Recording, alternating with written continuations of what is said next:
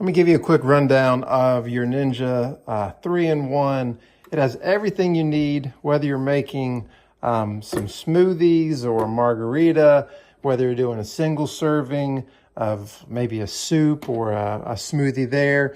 If you're needing to do some food processing, making baby food, or mixing some cake batter, or making a pizza and needing to churn up the dough. Every one of these clicks in real easy. Real easy. Look at that. Locks in. Oh, let's go. Locks in just like that. And then it's got all the features that you need, whether you're doing smoothie, ice crush, extracting, chopping up some nuts, or maybe some vegetables, making some dough, and then 4 different settings: low, medium, high, and pulse. So this is everything you need to master the kitchen.